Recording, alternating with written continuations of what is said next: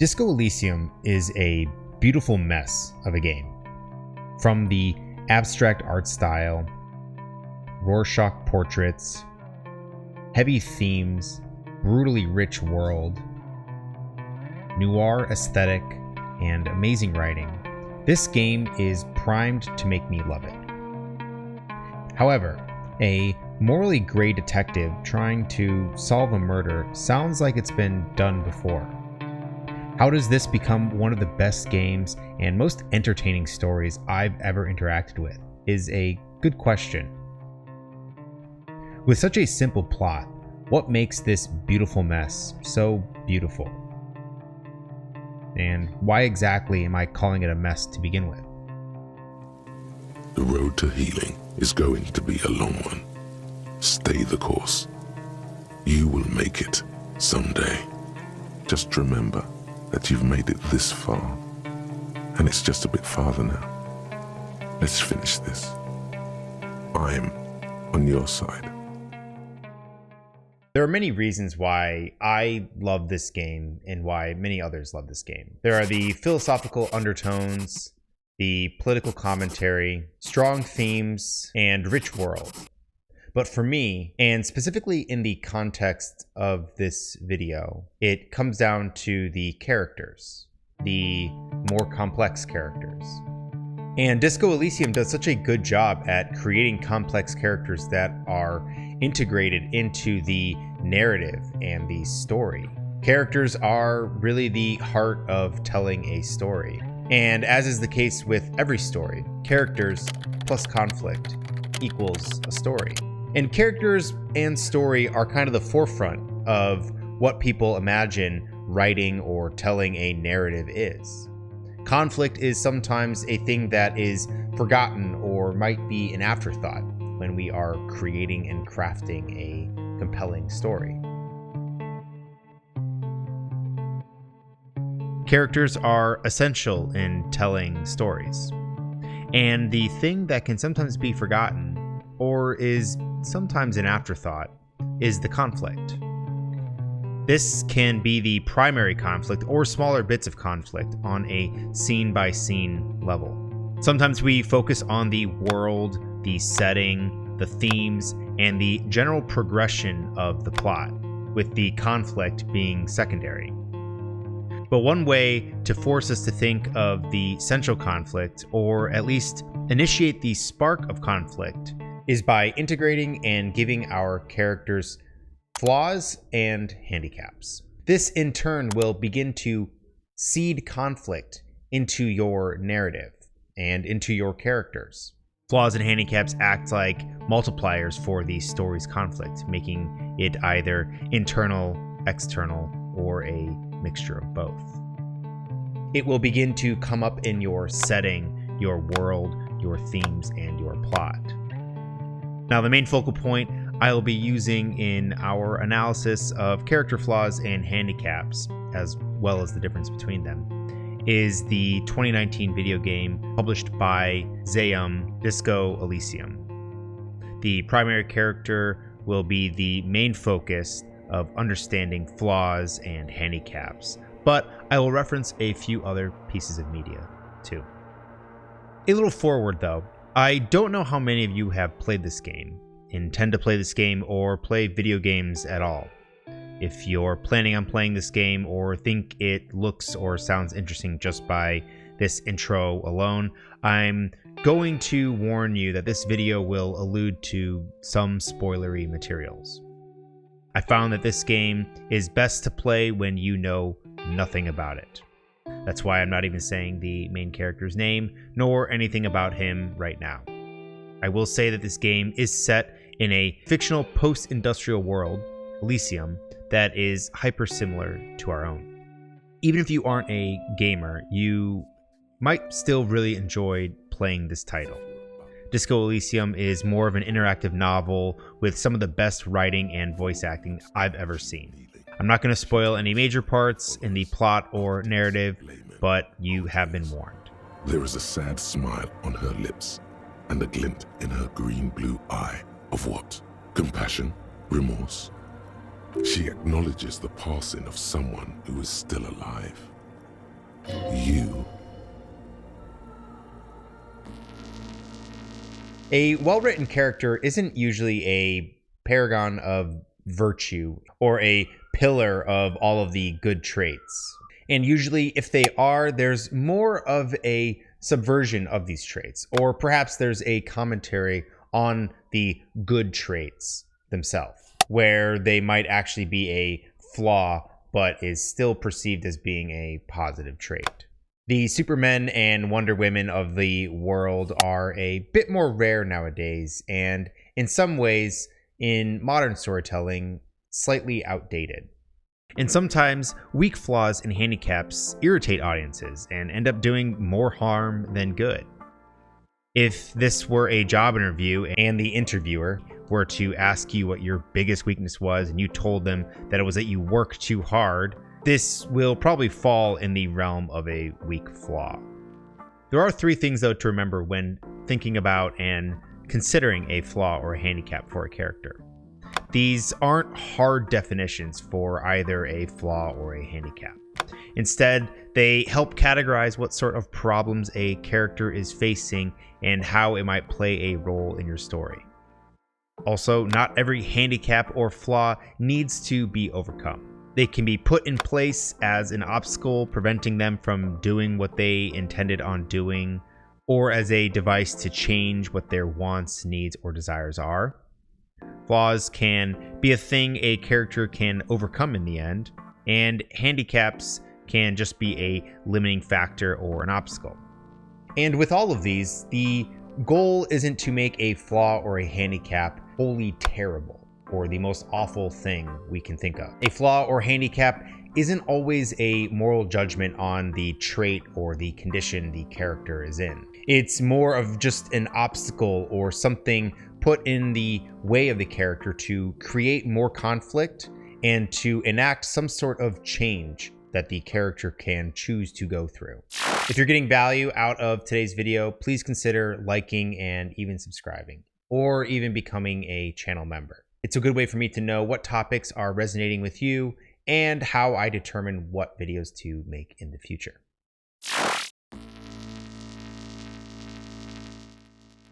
In general, a flaw is a personal defect or a trait that a character can change, while a handicap is a limitation that character has no choice in. A good example is Jon Snow in A Song of Ice and Fire or a Game of Thrones. His handicap would be that his birth, being out of wedlock and being a bastard, is very much so a handicap. Although it is not the birth or the action of how he was conceived that is the handicap. The handicap here is how society views him. Another character in A Song of Ice and Fire and a Game of Thrones is Ned Stark, with a major flaw being his honor. This is something that he can change and he has control over, but chooses to remain honorable even until his end. And a good character to look at that has both a handicap and a flaw is Daenerys Targaryen. She is born in exile, which is something that she cannot control or has no say in, while her flaw is her perceived chosen oneness. And this makes a good flaw because it starts out as a bonus, as is the case with many good flaws, boons that are secretly flaws, that is, but ends up being a bit of a corrupting factor. There is also another flaw we can look at in the same light, and that is her black and white view of the world. This feeds into a savior or a liberator complex that inevitably leads to her corruption. But in Disco Elysium, Harry, the character the player plays as, has both flaws and handicaps present. In part, when I am talking about this being a beautiful mess, it is Harry that is a beautiful mess. The game opens with Harry waking up in a hostel that has been totally trashed. He has an ungodly hangover. There's a broken reel-to-reel tape player rolling empty and a missing shoe. Harry can't even remember his own name or remember what his own face looks like.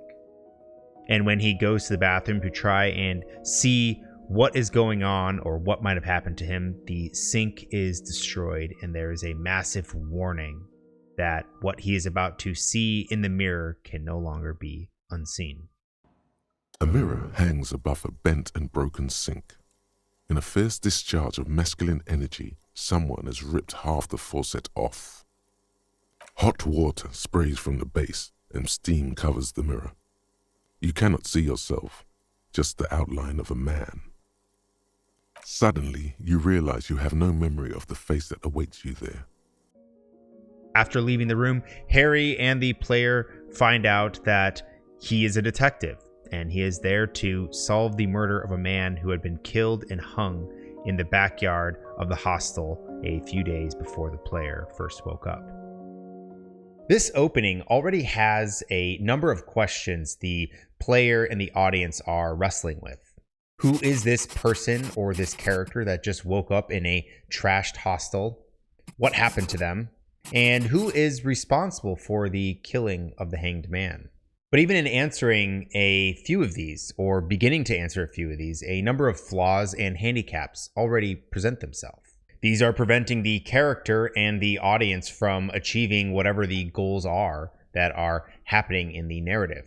In terms of handicaps, a major one is the state of amnesia that Harry is waking up from, and also the past that his mind and these personas are keeping hidden from him. And in terms of flaws, we are seeing that Harry is deeply flawed. He is at his worst in this moment. He is a product of a past disco movement and is no longer cool. He is an addict, is impulsive and eccentric, insensitive at times, has a broken heart, is depressing to be around, is mentally unwell, and has a personal life that is in utter shambles. All of these flaws are parts of the main conflict and the narrative, becoming things that Harry can face, can manage, and in some cases overcome, but made more difficult by the handicaps tagged onto him and that are present throughout the world. The handicaps in this regard are the things that he cannot control or will not be able to overcome. They are external to him, when the flaws are more or less internal to his character.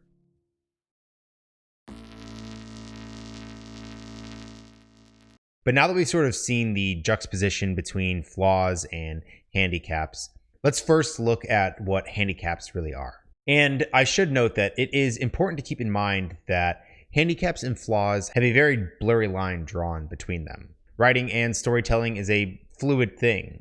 The rules that are there for a reason, but are there to also be bent and flexed and broken at times. However, usually handicaps are seen as an external force put onto our characters. These are things that might not be the fault of our character, or the fault lies outside of their immediate control. These are things that the character really has no control in, cannot change, and will not be able to change by the end of the story. A handicap is a limitation that the character has no choice in. Another example of this is in the movie Poor Things, Bella.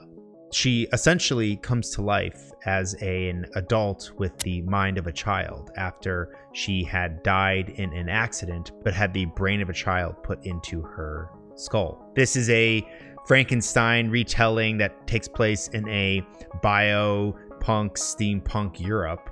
And although this handicap kind of is overcome, it is still external to the character of Bella. And even as she overcomes it, she is faced with a new handicap. One where, as she develops her own personal view outside of societal norms, the way society now views her and her own wants, needs, and desires, and her own happiness is seen as wrong, or seen as outside of what is deemed socially acceptable.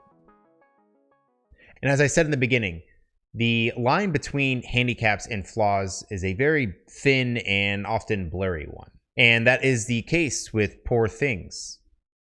That line gets blurred, is crossed, and then is redefined later on in the story. Another one, though, and this is a very common external handicap, is in The Name of the Wind, where Kvothe is born as an orphan and is poor. but he must overcome this poverty. He didn't choose to be born poor, and he didn't choose his orphaned state. But he now has to overcome it and live with this newfound status. But in Disco Elysium, there are quite a few handicaps present in the story and are affecting Harry that are well outside his control. Things like the pale and pale exposure, the political state of Revachol, and the ongoing tension between the Union and Wild Pines. Although this is a little bit within Harry's control, but there is also the case of his missing gun and badge. Let's gossip. Oh. That's so helpful of him. So very, very helpful. I think what it makes the most sense is to look specifically at the first problem that we are probably faced with when starting the game and starting the story. And this is probably the most relevant to the conversation at hand, and that is Harry's amnesia and his past. Although self-induced through a very heavy night of drinking and a depressive past and possibly pale exposure, Harry wakes up in a destroyed hostel with his memory completely gone. Despite seemingly being self-induced, this amnesiac state is a handicap for the character. This happened to Harry suddenly and through some means that were outside of his immediate control. This is something that will and does have a massive impact on him and his goals. The first is solving the murder, with the second being to also try and figure out and possibly fix what happened to him and his personal life. The great thing about Harry and his state of amnesia is that it is also a direct reflection of some of the major themes of the story. It looks at how we interact with our own past and the relationships we have with some of the most destructive moments in our life. You have? Well, what's the name? Like that DeLorean word for the world, you mean? Elysium. But Disco Elysium? Isn't it wacky? Disco's kind of gone, isn't it? Forgotten. The past is the future, but the future is dead. No, it's beautiful. Beautiful and brave. Like we want it to be. And short. And memorable. It's settled then. Everyone welcome to Disco Elysium. Compare this to The Witcher 1, another game where amnesia is used as a plot device. But in that case, it is used more so in a way to create a blank slate for the player to learn about the world with Geralt as opposed to from Geralt. Yen, told you already, I lost my memory. And I've lost my patience. Now, this does have its uses, but this has often been a trope that is a little overused. And handicaps are there to help enhance and even improve the themes in a story. Disco Elysium's use of this device isn't exactly a convenient plot point, meant to make the RPG element of this easier to enter into. But instead, it has a massive impact to the world and the narrative around you. It is a key point in the story and in the development of Harry's character. Although Harry and the player might want to restore Harry's memory while trying to solve the murder of the hanged man, this might just be seen as a flaw to fix or something to overcome. However, the amnesia isn't exactly a point to be fixed. Everything that made up Harry's past is set. No matter how much you or Harry want to go back and fix those relationships, right those wrongs that were committed, or change the way that you are, the past is static. You can't change those things, nor can you really fix them. You can only move on and solve the case at hand. But there are also some other personifications within the world that acts as handicaps. One being Revachol itself and the political climate you find yourself in. Political, social norms, philosophical beliefs, and other external things can be a very immersive way to include a handicap. This also creates a link between the setting, or the world, and your central conflict. Or there's the Pale, being a representation of an entropic conscious force spreading and moving across anything. a slow decay, or a corrosive force that is erasing the world and the memories of those who brave through it. But also on a more immediate page, the place where Harry finds himself in now, between two different precincts' jurisdictions. The way the population views the RCM is beyond Harry's control, but has an immediate impact on his ability to solve the case at hand.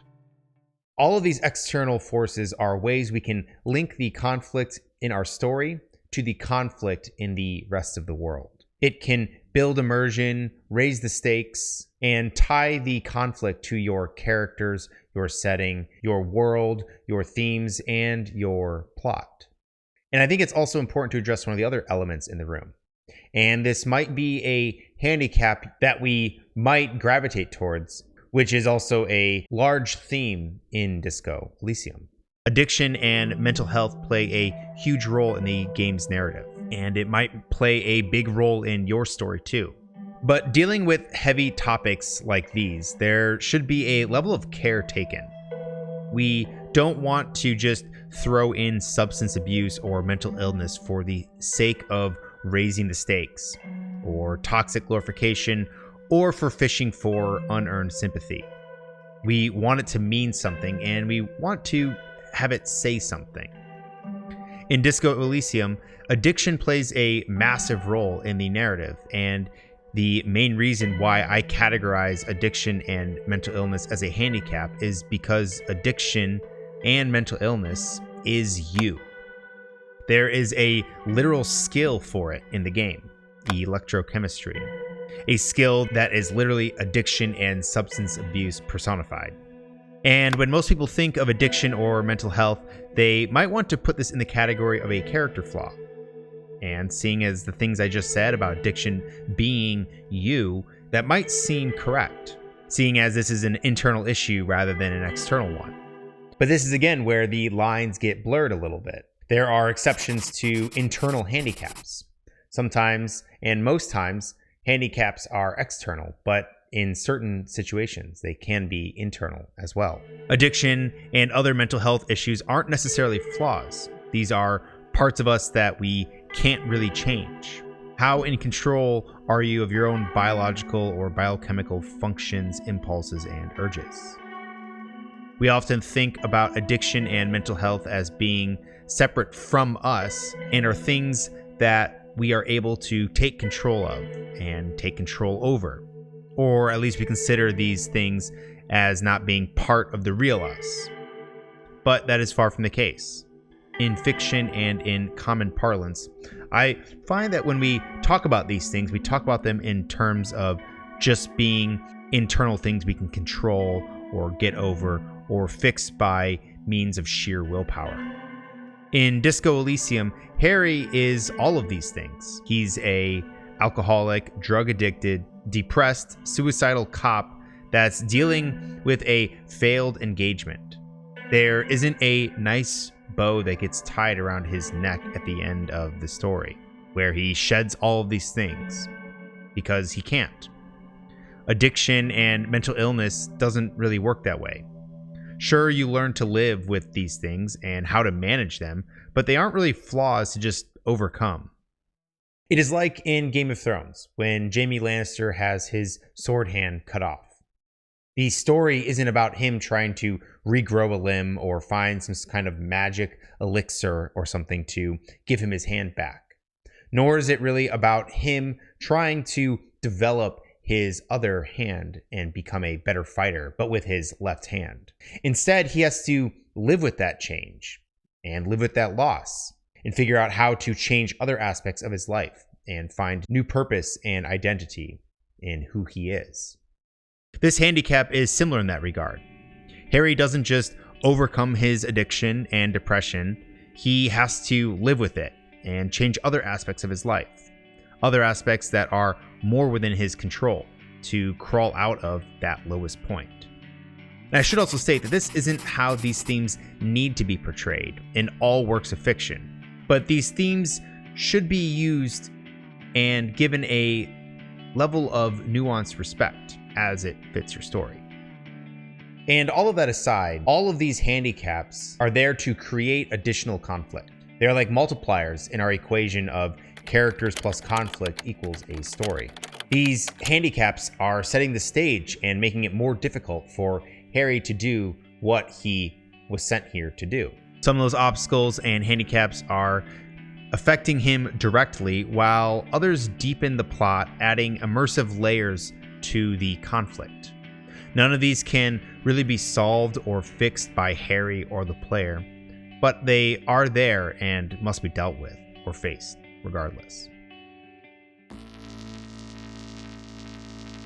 And flaws are generally tied to a trait or a personality attribute that the character can change or can decide whether or not they want to change. Flaws are usually tied more closely to the personal character arc of the character and are generally internal to that character. This is something for them to overcome or to not overcome, depending on the arc and the progress of the story and the character. In Mistborn, a good example of a character overcoming a flaw is Vin. The way she isolates herself because she thinks people will abandon her, this being a bit of a narrative lie, is something for her to overcome. This is also burned into her psyche, where she pushes people away so that when they inevitably leave her, she cannot be hurt. But by the end of the book, Vin realizes that the one person who hurt her the most and left her was actually protecting her, and she grows as a character from this realization. A great deal of the flaws that Harry faces are accentuated through the personality traits and skills present in the game. The traits themselves unlock a deeper look into Harry's internal operations and the lens in which he sees the world through. In part, it is what makes him such a good detective, but it is also the reason why he's destroyed his own life. Without going over each skill and the hard mechanics of them, I will say that the most interesting narrative element they offer are how each of them can be both helpful boons or great crippling flaws. For instance, looking at something like empathy, the skill description says, understand others, work your minor neurons. Or look at logic, wield raw intellectual power, deduce the world. And even shivers, the best skill, raise the hairs on your neck, tune into the city. There's a little bit of a coldness to these traits, or at least a neutral gauge. It's hard to really tell what the good skills are. And that's the thing. There are no good skills. None of these parts of Harry are going to wholly help him, and there aren't going to be ones that wholly hurt him. In this case, these flaws that come up, we learn how to navigate them better. We get to know how Harry and the tendencies and the patterns of these different persona traits operate. We start to not just listen to them and just act on them carte blanche, but instead weigh them and temper our decisions.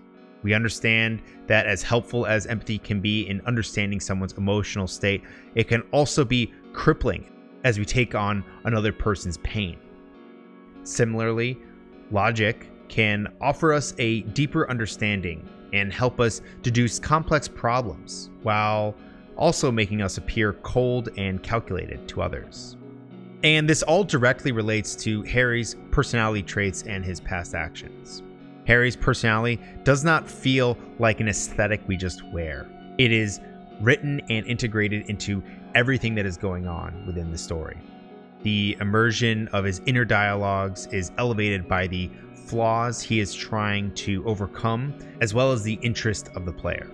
These traits are other characters, and in each of them will tell you how to play, what decisions to make, and offer interpretation of the world through their perspective. But these traits, the voices in Harry's head, lie to you, fight with one another, are wrong, are right, are funny, are disappointing, are you. And this is where the great flaws lie. The great flaw here is Harry. The great flaws start to take shape when you begin to develop the archetype of Harry, which directly can relate to the characters we are writing to. Are you an intellectual cop and invest heavily in those traits? Well, prepare to be flooded by encyclopedic knowledge while throwing up at the crime scene and tripping over yourself as you run across town. Or do you choose to be a sensitive cop, empathizing with all of the people you're interviewing and talking to, but go insane because your necktie is telling you what to say? The main goal is, of course, to solve the murder, but is also to solve what is wrong with you, what is wrong with Harry. And even in doing so, that, the right answer, might not be one that Harry is ready to face. It certainly isn't one that the traits or the personalities within Harry's head want Harry to face. But it is a necessity, in a way, to acknowledge one's past, hoping to make better choices in the future. And all of these traits, their strengths and flaws, are even more interesting to examine because the personality of Harry and the themes in this game are directly related to them and their evolution. The thought cabinet is another aspect of Harry that acts like a mini character arc narratively, but is a bit of a reward system gameplay-wise. The thought cabinet becomes a way in which Harry begins to reshape his personality and beliefs. Not all of these thoughts are good, and even good ones come with drawbacks, balancing out the idea that this character is filled with flaws and contradictions. These are concepts and interpretations that your Harry internalizes, making part of himself. What is most interesting with these is not the stat boosts or aesthetics you can now wear, but how you now interact with the world after internalizing them. And we can think of these in terms of writing our flaws as well. Most of the thought cabinet options come up as a direct response to a problem Harry is facing in the game. They are answers to problems that are present in the narrative. You then have the option to internalize a thought, getting some kind of stat boost or debuff, but then come out changed, possessing this new thought. This shows a direct path of character development, a direct response to the narrative and the story. You might not have been an art critic or a fascist or an ultra-liberal or even a communist, but guess what? Now you are. And people now treat you differently. This is now part of who you are, and you'll have to progress further in the game to change this newly acquired flaw or character trait. And I'm not suggesting here that the writers listening go and adopt these mechanics into their own story. But this is more so an example of how a character can develop a flaw or a new character trait, evolving as a character in response to what is happening in the story. There is narrative purpose in these decisions and these outcomes, and they are actively participating in their own development. Whether this be in their backstory or the current narrative, something made them the way that they are. Something caused the flawed trait or the flawed idea to get there. They are the way they are because of what they have done. And as a result, they will become something new in the future. This is complexity. This is how we create complex characters that are tied to our conflict. And that is part of Harry's major character arc, becoming something new and acknowledging that you can't simply abandon your past, even if we forget it in a deluge of epic proportion. Harry's body and personality are scarred and damaged from the abuse he has suffered, whether it be self-induced or external, or outside of his control. He is similar to the city around him. He is similar and a reflection of the bloody history and change Revachol has gone through. Even with the handicap of having suffered a drug-induced depressive amnesiac episode, Harry is still Harry. And whether or not he chooses to forget or remember and discover his past, it is still there.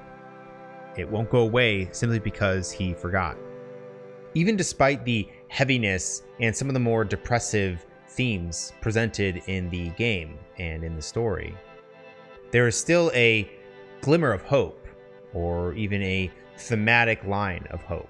Hope that there is still time for Harry to change some aspects of himself. Hope that Harry can get better and find help. And hope that the Insulindian Phasmid is out there. The still's a game. It's as if you think the thought, but in someone else's voice. Revachol forever. But why does all of this matter? Why do flaws and handicaps matter?